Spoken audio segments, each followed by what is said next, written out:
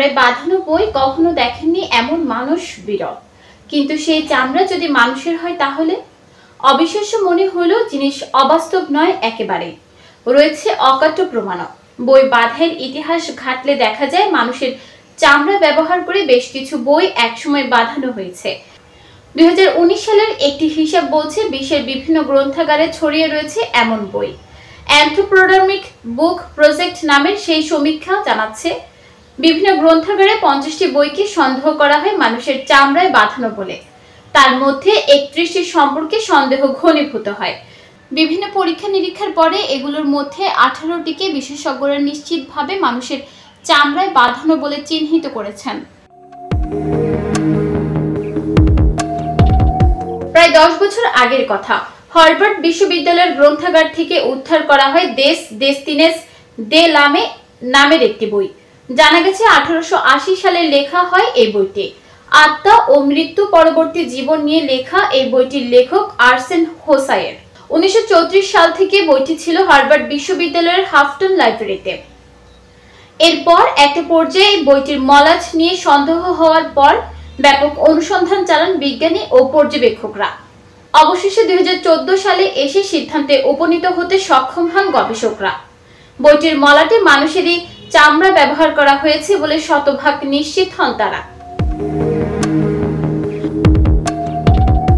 University বলছে বইটির প্রথম মালিক বই সংগ্রাহক চিকিৎসক লুডোভিক বোল্যান্ড সেই সময় মানসিকভাবে অসুস্থ এক নারীর শরীর থেকে চামড়া নিয়েছিলেন, যিনি হৃদরোগে আক্রান্ত হয়ে মারা গিয়েছিলেন।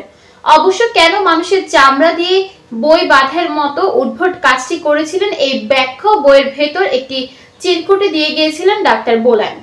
চিরকুটে ওই চিকিৎসক লিখেছিলেন, মানব আত্মা নিয়ে লেখা একটি বই অবশ্যই মানুষের চামড়া দিয়ে বাঁধাই হওয়ার দাবি রাখে।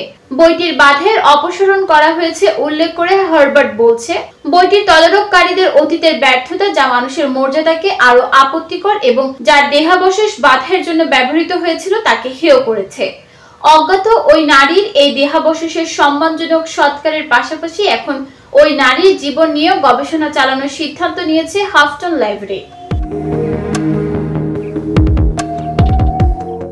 আজকাল মানুষের চামড়া দিয়ে বই মলাট করাকে উদ্ভট বা ঘৃণ্য কাজ হিসেবে গণ্য করা হলেও একসময় অবশ্য এর প্রচলন ছিল। বোল্যান্ড লিখেছিলেন 16শ শতাব্দী থেকে অ্যান্থ্রোপোডার্মিক শব্দটি বেশ প্রচলিত, যার অর্থ হচ্ছে মানুষের চামড়া দিয়ে বইয়ের মলাট করা। ওই শতকে এর প্রচলন ছিল। তখন কেউ অপরাধ করলে তার চামড়ায় তা লিখে দেওয়া হতো। অনেক সময় কেউ কেউ মরে যাওয়ার পর তার চামড়া দিয়ে বইয়ের মলাট বানিয়ে তাকে স্মরণীয় করে রাখার জন্য স্বজন ও বন্ধু বান্ধবের অনুরোধও করে যেতেন। নিউজ ডেস্ক, চট্টগ্রাম সময়।